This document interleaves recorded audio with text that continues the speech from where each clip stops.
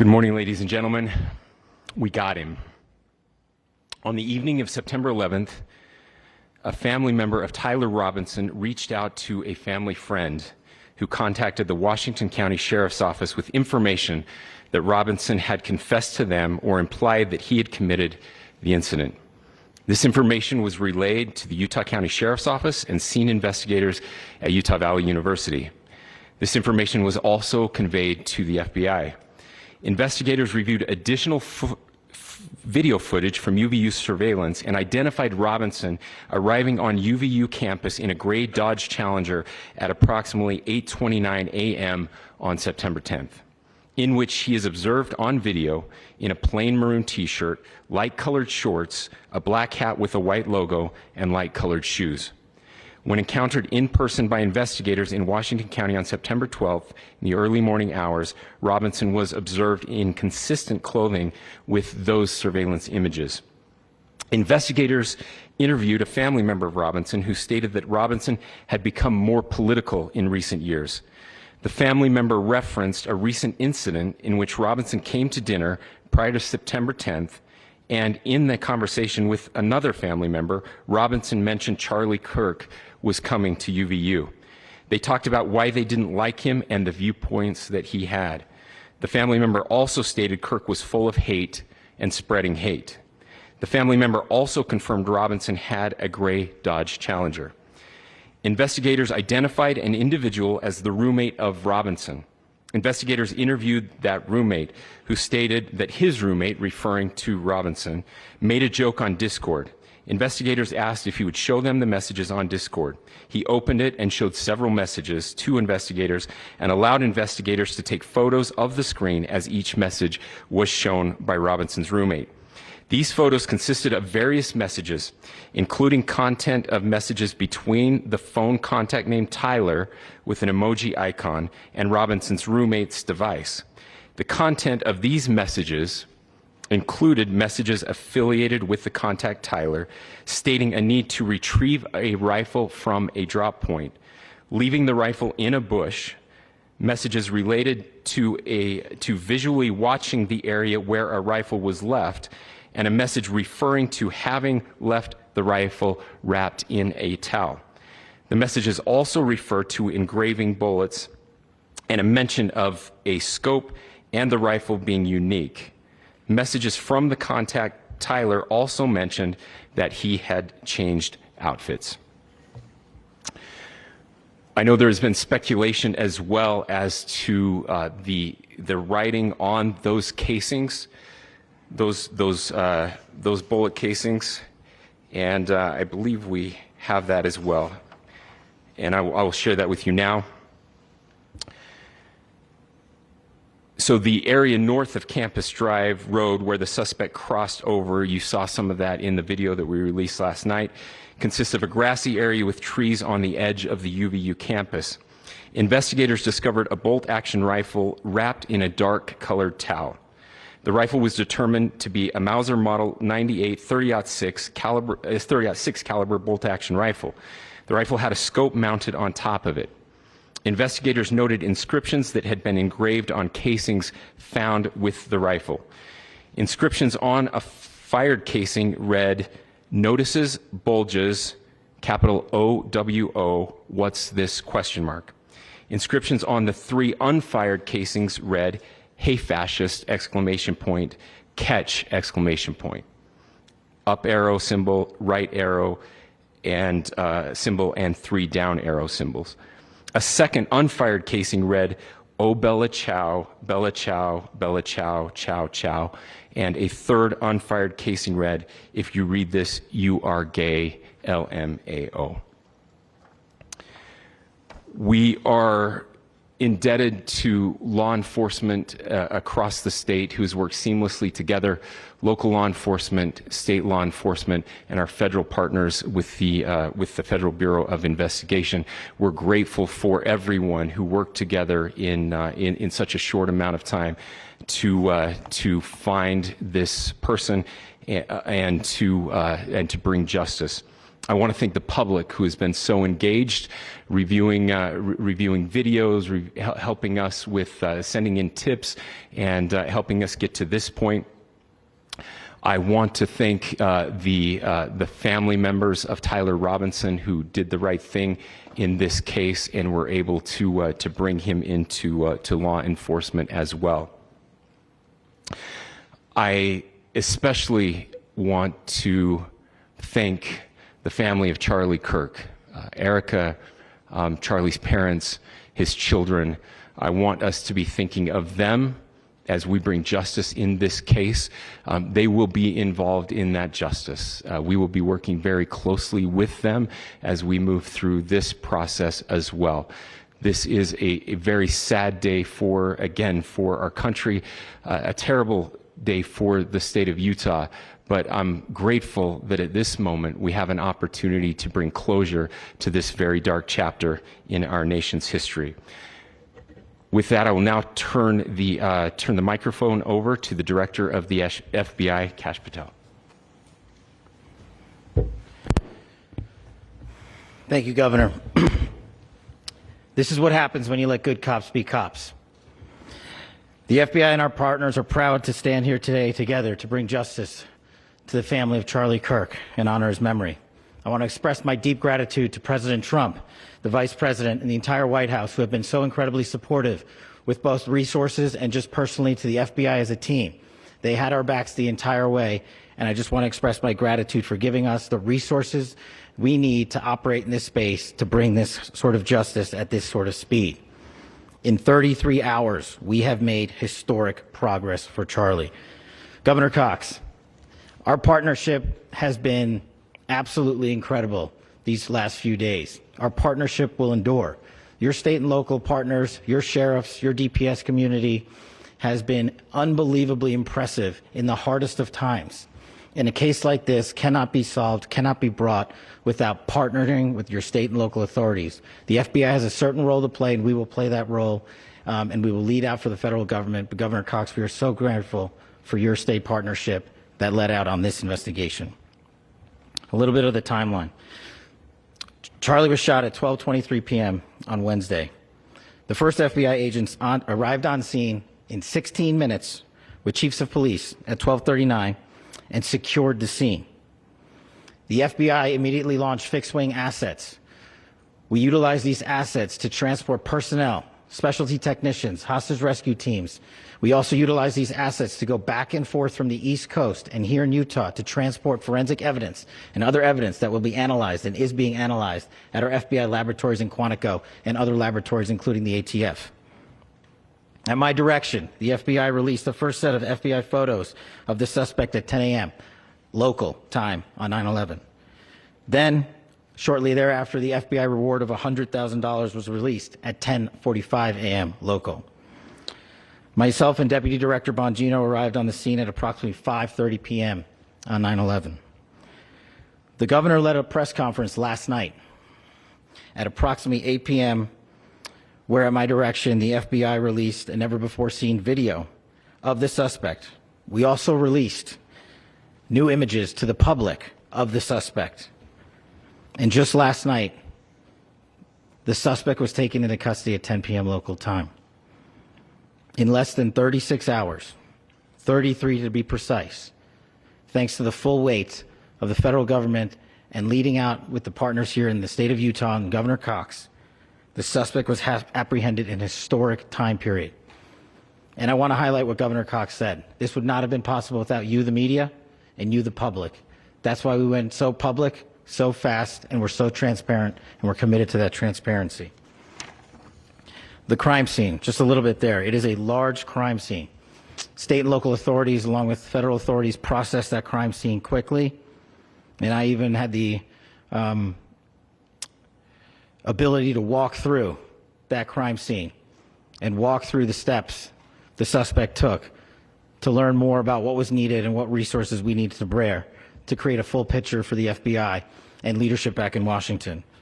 Furthermore, thankfully to state and local partners, forensic evidence has been seized and continues to be garnered Forensic evidence has already been evaluated at FBI laboratories in Quantico and state and local authorities here. We will continue to process evidence as we see it, as we collect it, and we will continue to deliver to Governor Cox and his team. Last night, we had a total of approximately 7,000 7,000 leads. As of this morning, thanks to your great work, we have over 11,000 leads that were called in to the FBI. And we are running out every single lead that we can. Every one of those leads will be run out. The arrest is a testament to the dedication of good law enforcement being great and partnerships in law enforcement, which I've tried to highlight as my tenure as the director of the FBI. There is no better relationship for law enforcement than the FBI to partner with state and local authorities, and you've seen it here in these last few days. The FBI Salt Lake field office, along with our offices in LA, Phoenix, Denver, San Antonio, Las Vegas, Pittsburgh, Buffalo, our headquarters component in Quantico, all participate in the FBI. I want to express my deep gratitude to the employees of the FBI, the men and women, the evidence response team tacticians, the special operators, the agents, the support staff. You have done monumental work in historic time when the public, who had a right to demand such an expeditious solving of an investigation, the FBI answered that call diligently, critically important to our nation, and we delivered. And I'm proud to be their leader, and I'm proud to be the director of the FBI. This is very much an ongoing investigation, as the governor said, and we will continue to work with state and local authorities to develop the investigation, to provide them the evidence they need for their ongoing prosecutions, and we will be here to answer every call they absolutely have, as long as it takes, for as long as we need to find and apprehend whatever suspects were involved in this crime. Lastly, to my friend Charlie Kirk, rest now, brother. We have the watch, and I'll see you in Valhalla.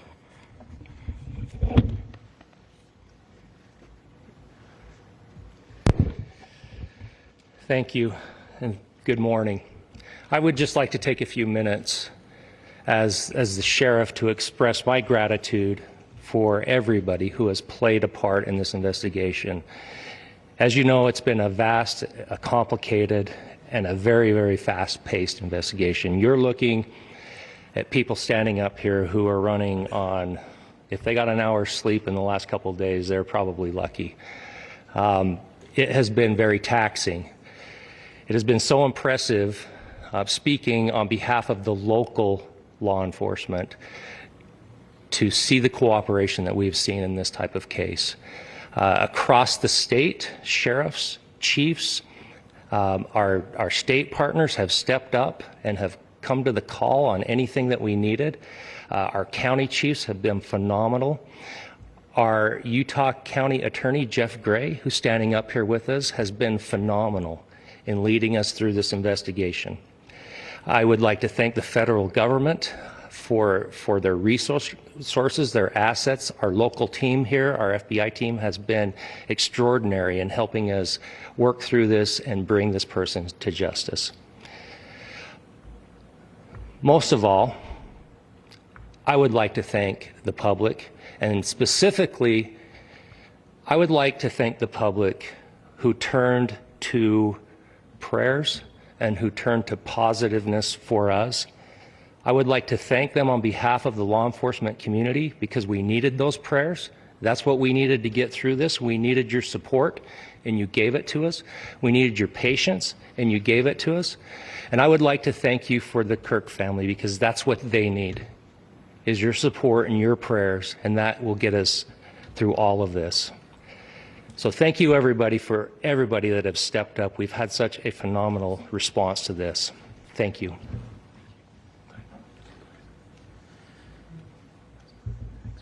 I also want to give a special thanks to the Attorney General and the Department of Justice. Their unwavering support and their commitment to justice is shown true here. And without AG Bondi and Deputy Attorney General Todd Blanche and the resources they brought to bear, we would not have been able to complete our mission. And I just want to say special thanks. It's an honor to be a part of the Department of Justice. Thank thank you again to our incredible law enforcement team who has worked so hard. Sheriff, I got a solid 90 minutes last night, so I'm probably the most well-rested person up here. Ladies and gentlemen, I get the microphone, so I hope you'll permit me a moment just to share a few more thoughts about where we are and how we got here, and maybe a little bit of where we go from here. I don't want to get too preachy, but I think it's important that we, with eyes wide open, understand what's happening in our country today. I've heard people say, well, why are we so invested in this? There's violence happening all across our country, and violence is tragic everywhere. And every life taken is a child of God who deserves our love and respect and dignity. This is certainly about the tragic death, political assassination of Charlie Kirk. But it is also much bigger than an attack on an individual. It is an attack on all of us. It is an attack on the American experiment. It is an attack on our ideals. This cuts to the very foundation of who we are, of who we have been, and who we could be in better times. Political violence is different than any other type of violence for lots of different reasons. One, because in the very act that Charlie championed of expression, that freedom of expression that is enshrined in our founding documents, in having his life taken in that very act, makes it more difficult for people to feel like they can share their ideas, that they can speak freely. We will never be able to solve all the other problems, including the violence problems that people are worried about, if we can't have a clash of ideas safely and securely. Especially those ideas with which you disagree. That's why this matters so much. Over the last 48 hours, I have been as angry as I have ever been, as sad as I have ever been. And it was, as anger pushed me to the brink, it was actually Charlie's words that pulled me back. I'd like to share some of those. And specifically right now, if I could, I need to talk to the young people in our state, in my state, and all across the country. As President Trump reminded me, he said, you know who really loved Charlie? The youths. And he's right. Young people loved Charlie, and young people hated Charlie. And Charlie went into those places anyway. And these are the words that have helped me. Charlie said, when people stop talking, that's when you get violence. He said, the weak can never forgive. Forgiveness is the attribute of the strong. The only way out of the labyrinth of suffering is to forgive. Welcome without judgment, love without condition, forgive without limit. He said, always forgive your enemies. Nothing annoys them so much. A few months ago, I referenced this last night, Charlie posted to social media, when things are moving very fast and people are losing their minds, it's important to stay grounded. Turn off your phone, read scripture, spend time with friends, and remember, internet fury is not real life. It's going to be okay. He again said, when you stop having a human connection with someone you disagree with, it becomes a lot easier to commit violence. He said, what we as a culture have to get back to is being able to have a reasonable agreement, where violence is not an option. Now, again, to my young friends out there, you are inheriting a country where politics feels like rage. It feels like rage is the only option. But through those words, we have a reminder that we can choose a different path. Your generation has an opportunity to build a culture that is very different than what we are suffering through right now. Not by pretending differences don't matter, but by embracing our differences and having those hard conversations. I think we need more moral clarity right now. I hear all the time that words are violence. Words are not violence. Violence is violence. And there is one person responsible for what happened here. And that person is now in custody and will be charged soon and will be held accountable. And yet, all of us have an opportunity right now to do something different. I want to thank my fellow Utahns. This bad stuff happens. For 33 hours, I was praying that if this had to happen here, that it wouldn't be one of us. That somebody drove from another state, somebody came from another country. Sadly, that prayer was not answered the way I had hoped for, just because I thought it would make it easier on us if we could just say, hey, we don't do that here. And indeed, Utah is a special place. We lead the nation in charitable giving. We lead the nation in service every year. But it did happen here. And it was one of us. But I want you to look at how Utahns reacted the last 2 nights. There was no rioting. There was no looting. There were no cars set on fire. There was no violence. There were vigils and prayers and people coming together to share the humanity. And that, ladies and gentlemen, I believe is the answer to this. We can return violence with violence. We can return hate with hate. And that's the problem with political violence, is it metastasizes. Because we can always point the finger at the other side. And at some point, we have to find an off-ramp, or it's going to get much, much worse. But see, these are choices that we can make. History will dictate if this is a turning point for our country. But every single one of us gets to choose right now if this is a turning point for us. We get to make decisions. We have our agency.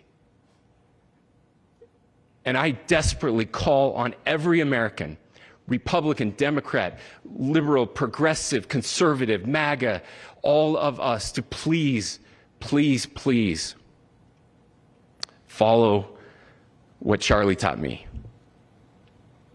I'll just conclude with words I share often from a friend and author, Yuval Levin, who was asked if he was optimistic about our country. And he said, I'm not optimistic. He said, I hate optimism. Like, that sounds bad.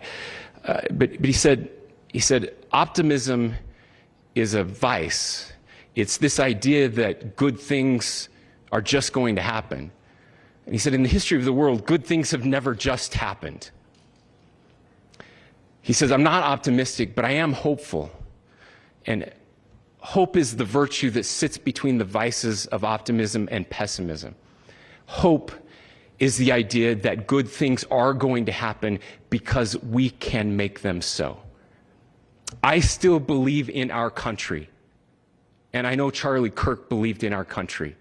I still believe that there is more good among us than evil. And I still believe that we can change the course of history. I'm hopeful because Americans can make it so.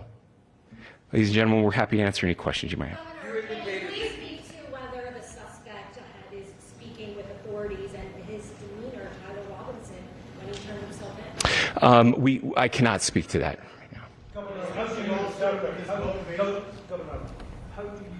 interpret the agreements on the case of Well, I will leave that up to you to interpret what those engravings mean. I think the clearest one that says "catch fascist," there's not, and by the way, that's like catch like a ball, catch this. That's I think that speaks for itself. Governor, you indicated that he had been communicating. Please. Talk about this level of hatred that this person expressed.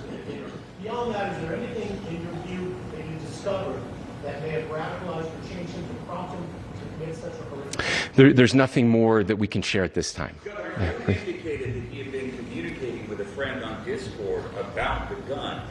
Do you anticipate any more arrests? We do not at this time have any information that would lead to any additional arrests. You believe he acted alone? Yes, but the investigation is ongoing. How he came into custody of police and where he is right now? Yes, so right now, Mr. Robinson has been booked into the Utah County Jail.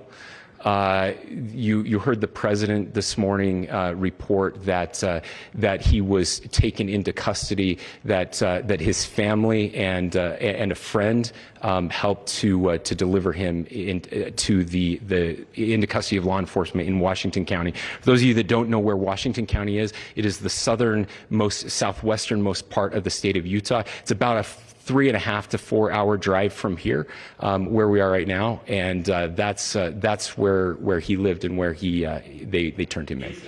Please, go here.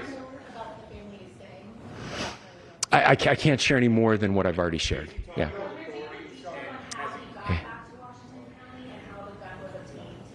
So how we obtained the gun? The gun was found here.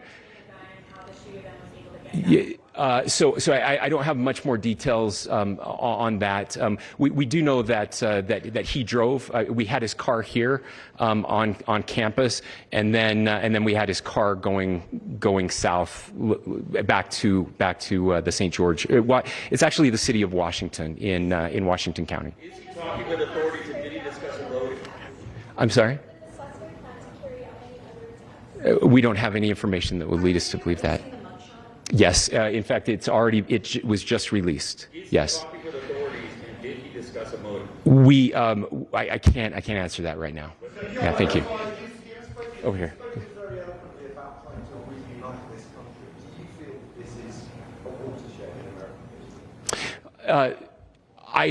I absolutely believe that this is a watershed in American history. Yes. The question is, what kind of watershed? And that chapter remains to be written. Is this the end of a dark chapter in our history, or the beginning of a darker chapter in our history?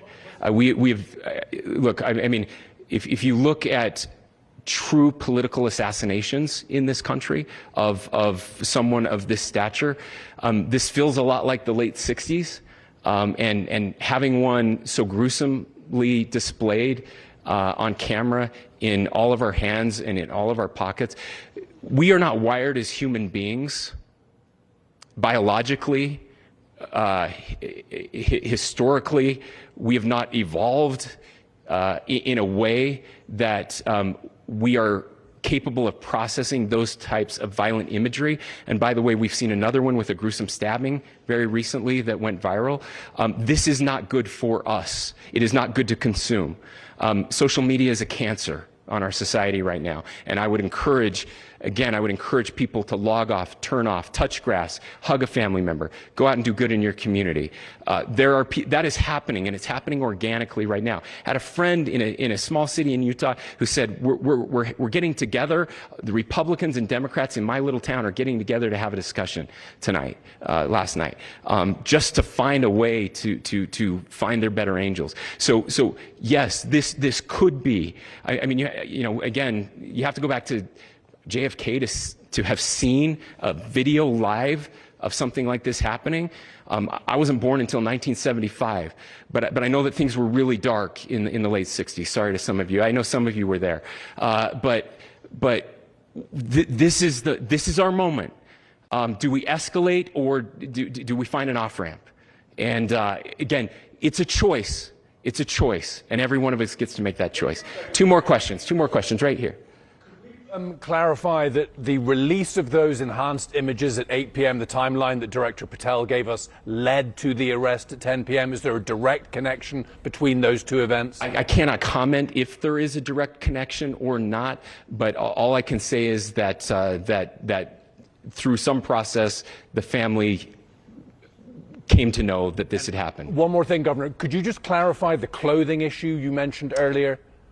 Was he changing outfits? Could Correct. you just clarify this? Yes. So when he's first spotted on campus, he has different clothing on, and then he changes clothing on the roof, and then changed back into that clothing at some point, so that when he was apprehended, when he was arrested, the clothing matched the clothing he had on before the shooting here at UVU. Last question here. Yes. Suspect was from Utah. Can you kind of tell us a little bit more about where, and was he a student here at the university, and is there any history of mental illness? Yeah. So I don't have any information on the mental illness part. He was not a student here at UVU. He was living and had lived for a long time with his family in Washington County, in the southernmost part of our state. Thank you, everyone, for your great work in getting this information out. I would just say, process-wise, this may be important. I know many of you aren't familiar with the process in Utah. I think it's important that you understand that. Basically, we have 3 days for charging documents to be filed. A CI will be filed. We'll have more information then, more detailed information as those charging documents are filed in preparation for a preliminary hearing. So 3 days. So we would anticipate then that early next week those charging documents will be filed. We will obviously be working. The county attorney will be working very closely with Mr. Kirk's family as those documents and decisions are prepared and made. Thanks, everyone. All right, officials in Utah wrapping up that press conference. You heard the governor open it up saying, "We got him," identifying the suspect in the shooting and killing of Charlie Kirk as 22-year-old Tyler Robinson from Utah. The governor just saying there that he is not a student at UVU, but that in speaking to family members, that he had grown more political in the last several years, and that at a dinner just before this shooting at some point, he mentioned that Kirk would be visiting UVU and said, in his words, Robinson telling the family members that Kirk was full of hate, how he didn't like him.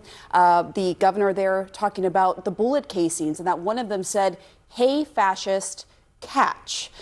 We also learned that a family member of Robinson and a family friend were involved in turning him in last night around 10 p.m. local time there. He is still behind bars, and we do expect charges soon. I want to bring in John Miller, Chief Law Enforcement and Intelligence Analyst. What stands out to you from what we just heard? A lot of information there, John. So we learned a great deal, and it explains a lot about what happened overnight. So, the timeline we pieced together from the press conference is last night they do a press conference at 8 p.m. They put out the video, which is meant to draw more people to the website so that they will be pushed from the video to those additional images that were released of the individual with the baseball hat and the sunglasses. Now, they had 7,000 leads to sort through before that press conference. That press conference generated another 4,000 leads. Among those leads, the following unfolds. The family member, who we believe was the father, talked to the son about this, had his suspicions, spoke to the son, and then called a minister. The minister was associated with law enforcement as kind of the chaplain for the county fugitive task force. Then, after speaking to the father, calls the task force, speaks to one of the sheriffs and a deputy U.S. Marshal, and passes on this information, which is then passed to the FBI, which moves very quickly. By 10 p.m., the FBI has observed the suspect, taken him into custody, and then starts putting this together. So all of this unfolded overnight. Other key things that came out during the press conference was additional information about a roommate who says that they had followed conversations on the the group chat platform known as Discord, and was able to share these messages with FBI agents that are presumably from the suspect talking about a rifle being left at a drop point, wrapped in a towel, and other details which added to the evidence that they'd collected.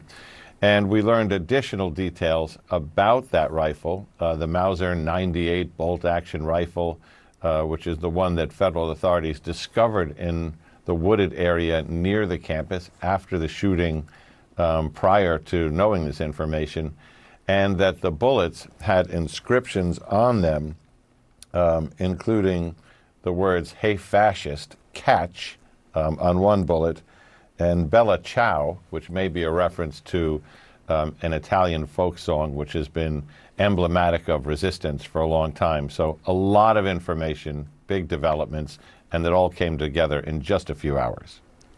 All right, John, stand by. We're going to get back to you. I want to bring in Nick Watt, our reporter, who was there and asked a question at the news conference. Nick, what jumped out at me, and I wonder what jumped out at you, was that this friend of Tyler Robinson, the 22-year-old suspect, now said that in recent years he that had become more political. That's what the governor said, that he had become more political.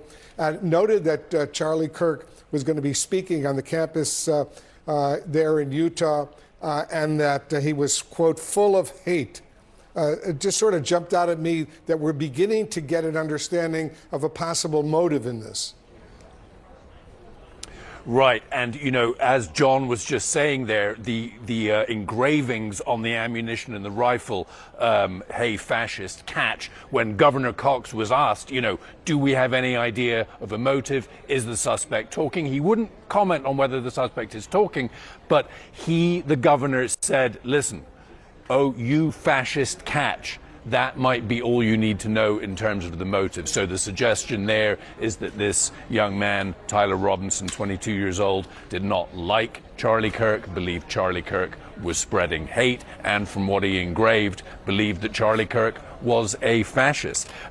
You know, also I asked the governor to clarify, because in those images that were released throughout the day yesterday, we see the suspect wearing this black T-shirt, the cap. So apparently what happened is he arrived in his Dodge vehicle at 8:29 in the morning in a different outfit. He then changed clothes to perpetrate this crime, then changed back into the outfit that he was wearing early in the morning, drove back down to the very southwest of Utah, and when he was apprehended, he was wearing those same clothes that he had worn to come here to carry out this assassination. So those are a few of the things that were standing out to me, Wolf. Now, as for charges, the governor said that here in Utah, they have 3 days to bring a charging document against Tyler Robinson. That, we believe, listen, there is also the possibility, of course, of federal charges here, but it is very clear from what the governor is saying that state charges will be brought. And as the governor said yesterday, the death penalty will be sought against this suspect. Wolf. All right, stand by. We're going to get back to you as well. I know you're on the scene for us, getting more and more information. And Pamela, I don't think there's any doubt that in the next few hours, we're going to be learning a lot more about this 22-year-old suspect, Tyler Robinson. Yeah, we are. And we're already getting a picture together from all of that information we just heard from Governor Cox, including the fact that the suspect had become more political over the last several years and had expressed to family members that he didn't like Charlie Kirk, that he thought he was full of hate, and that he noted he was visiting the campus